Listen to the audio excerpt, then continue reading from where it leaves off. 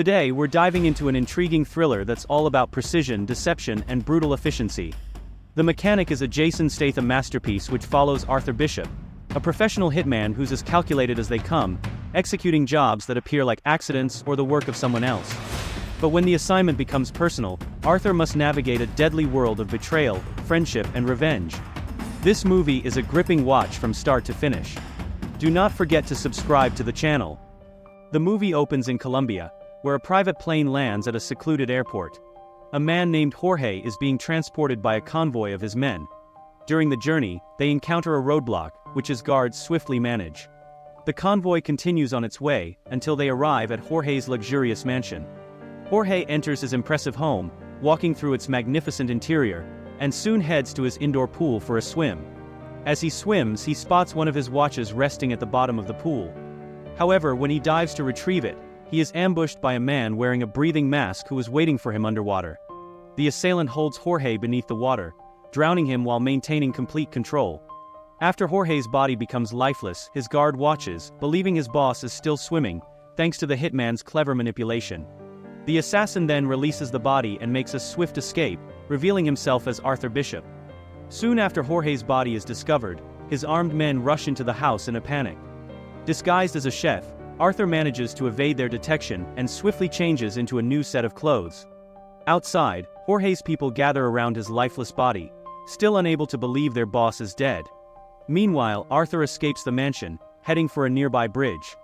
He jumps off the bridge into the water below, where he swims to a hidden boat waiting for him. Securing his getaway, Arthur escapes smoothly. In New Orleans, Louisiana, Arthur is seen arriving at a dock after a long drive. He boards a boat after giving the dockman, Henry, a bottle of wine, and then he sails through the waters as night falls. Eventually, he docks the boat and heads to his secret home. Inside the house, Arthur opens a concealed compartment on the wall, revealing photographs and documents of various targets. His meticulous work as a hitman is showcased as he studies these profiles, carefully orchestrating killings to appear either accidental or as the work of someone else. Arthur later goes back to town where he meets Henry again. This time he hands him some money, a payment for services rendered. Arthur then drives off to meet Harry McKenna, a seasoned criminal figure who has brought along 2 guards for their meeting. Arthur confirms that his recent job, Jorge's assassination, has been completed, and Harry compliments him on his professionalism, but notes that Arthur could use some friends in his life. With the payment for the hit secured, Arthur drives off. The next morning, Arthur returns home and begins preparing for his next target. However, his assignment takes a personal turn when he's instructed to eliminate his close friend Harry. Conflicted, Arthur decides to meet with his employers to discuss the situation. He is flown out to a neutral location via private jet, where he meets Dean, the head of the organization. During their walk, Dean explains that a high-profile hit in Africa went wrong. The operation took 6 months to plan, but the entire team was killed due to a leak. Dean says only 2 people had access to the job's details, Harry and himself. To make matters worse, Harry transferred $20 million to an offshore account, leading Dean to believe that Harry betrayed them. Dean gives Arthur 48 hours to kill Harry, or they will find someone else to handle the job. The next day, Harry is seen at work, complaining about his men's uniforms, unaware of the danger he is in. Arthur, meanwhile, conducts his own investigation, and realizes that Dean's story checks out. Harry had indeed betrayed the organization. Torn between loyalty and duty, Arthur calls Harry and warns him that they are coming for him. He advises Harry to cut the building's power and make his way to the elevator lobby. With precise timing, Arthur directs Harry through the building over the phone, leading him to the basement. There, Harry discovers his van, damaged and beyond use. As Arthur steps into the light, Harry admits that he knows Arthur is there to kill him because of the failed African mission. Rather than trying to escape, Harry assists Arthur in staging the killing as a carjacking gone wrong. Harry pulls out his gun and shoots at his own vehicle to help create the illusion. Arthur, filled with remorse, asks why Harry didn't run or defend himself.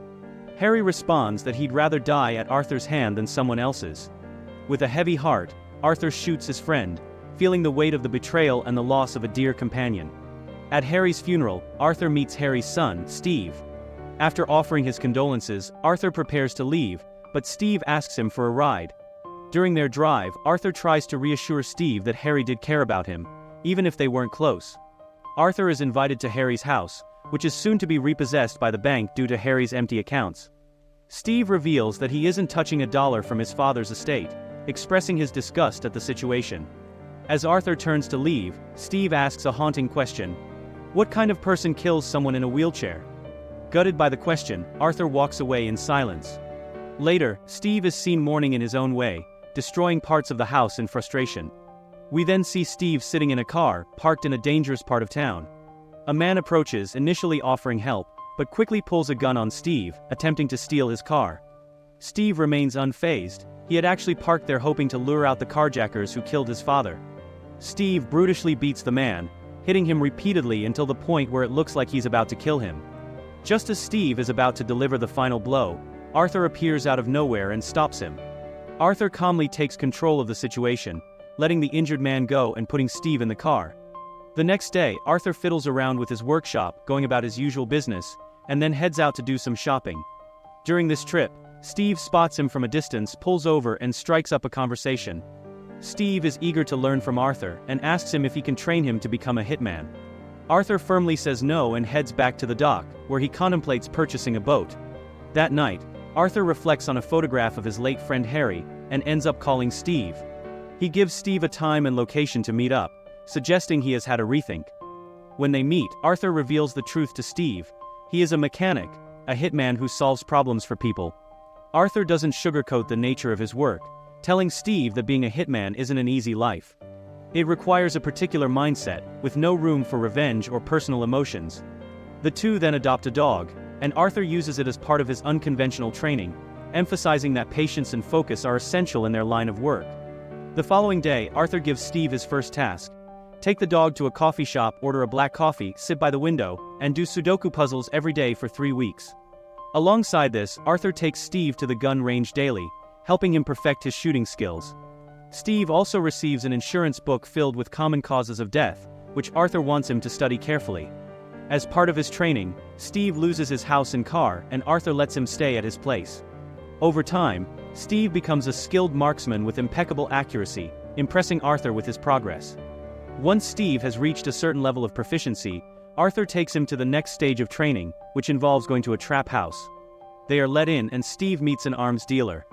As Arthur hands the dealer a list of weapons, he suddenly kills the man in front of Steve, demonstrating firsthand what it takes to be a hitman. The lesson is clear. It's not just about pulling the trigger but understanding the moral implications of the job. They return to Arthur's place, where Arthur shows Steve his hidden wall of targets and explains that the arms dealer they just killed was selling weapons to anyone, regardless of the consequences. Arthur then introduces their next target, a man named Burke, who works as a hitman for another organization and frequents the coffee shop where Steve has been training. Burke has a peculiar obsession with chihuahuas, which is why Arthur insisted on getting a dog. He also liked boys. Their plan works perfectly, and Steve is invited for a drink by Burke. Arthur prepares a lethal dose of poison for Steve to use, but when the opportunity arises, Steve decides against using it. He pockets the poison, thanks Burke for the drink and tries to leave, but Burke chases after him, offering him a ride home. Ignoring Arthur's advice, Steve accepts the ride and is driven to Burke's lavish mansion. At the mansion, when Burke makes advances, Steve tries to replicate what Arthur did to the arms dealer, but things go wrong. Burke is much stronger and more experienced, and the two engage in a brutal fight. Burke overpowers Steve, beating him senseless, but Steve manages to grab a screwdriver and stab Burke multiple times.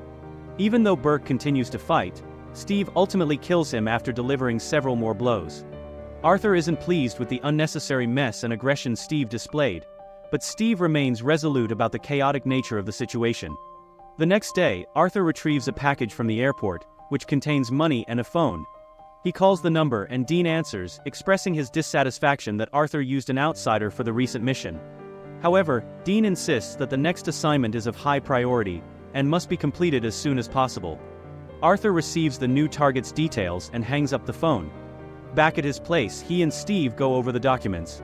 The target is a man who has made millions by running fraudulent churches and fake programs, effectively operating a cult. Steve comments on how morally corrupt the target is, and the two devise a plan to kill him using adrenaline in Chicago. As they prepare, Steve reveals that a woman left the target's Bible group and was later found dead. The target checks into a hotel and Arthur and Steve begin their mission. They scale the building from the outside and place cameras throughout the target's room, monitoring his movements. They watch the target eating and going to sleep, so the duo climbs back up the building to make their move. However, when the doctor arrives to give the target medication, Arthur notices that it would counteract the adrenaline they plan to use, forcing them to change their plan. Once the doctor leaves, Arthur and Steve sneak into the room and improvise, killing the target quickly. As they make their escape, Steve accidentally kicks a bolt through a vent, alerting the guards. Arthur and Steve engage in a shootout as they flee, with Arthur taking out several guards barehanded while Steve skillfully kills 3 more.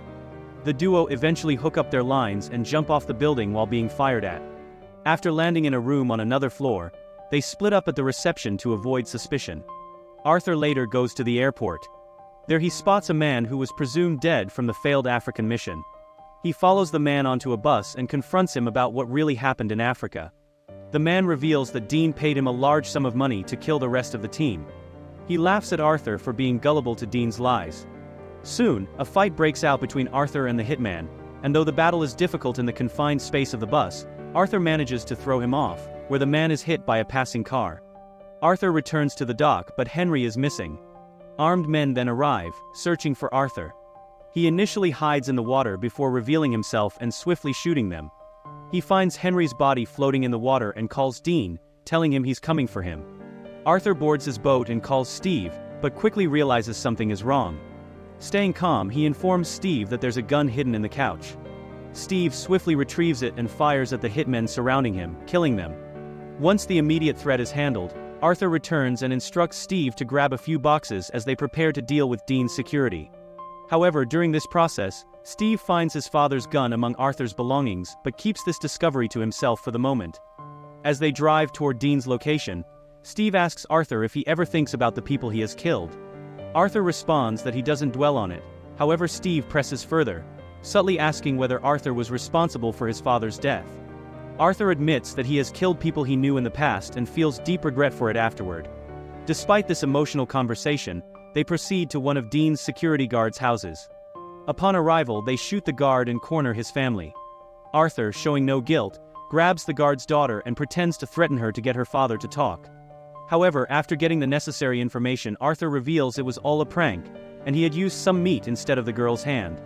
Arthur then calls Dean and learns that Harry's contract was worth $50 million. Dean offers Arthur $10 million to walk away, but Arthur refuses, prompting Dean to laugh at the idea of a hitman suddenly developing a conscience. Realizing Arthur is in his building, Dean orders his men to eliminate him. In preparation for the impending gunfight, Arthur and Steve plant a camera at the building's entrance. Arthur observes from a distance and Steve hijacks a bus and begins driving toward Dean's convoy. As soon as Arthur spots Dean's car leaving, he speeds toward it. He ran his car into one of the convoys, opened fire at the men, and then took over another truck which he also ran into the other convoy. At this time, Steve rams the bus straight into the convoy in front, cutting off any route of escape. There was an explosion and Arthur finally runs the truck into Dean's car, killing the driver. His car tumbled over with Dean barely making it out alive. Then, both Steve and Arthur emptied their bullets on him, ensuring their mission is complete. With Dean dead, Arthur tells Steve they need to disappear and suggests they could do it together if Steve is willing. While driving away, Steve reaches for some water, and Arthur notices Harry's gun with him. They stop at a gas station, and when Steve fills up the car, Arthur apologizes for everything Steve has been through. However, Steve's response is unexpected. He turns the petrol pump toward the car and begins walking away. At a safe distance, Steve pulls out his father's gun and shoots at the car, triggering a massive explosion that kills Arthur. Steve returns to Arthur's place, sits on the couch, and plays a song on the music player. He then gets into Arthur's car in the garage and drives away. The car suddenly stopped halfway and Steve noticed a note on the seat. It was from Arthur, who told him that if Steve was driving the car, then it means Steve is already dead. Steve laughed, but as he tried to restart the car, a bomb was triggered, causing it to explode into a fireball.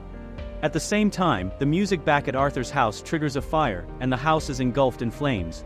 Meanwhile, back at the gas station, security footage reveals that Arthur had escaped the car before it exploded. Despite the blast, Arthur is alive, proving once again that it takes more than an ordinary act to kill the legendary hitman. Thanks for watching. In his pursuit of more, you can check out these videos on the channel, and do not forget to subscribe. His relationships, and his peace of mind. Alone and remorseful, he realized too late that his greed had cost him far more than it was worth. Greed may bring temporary gains, but it ultimately leads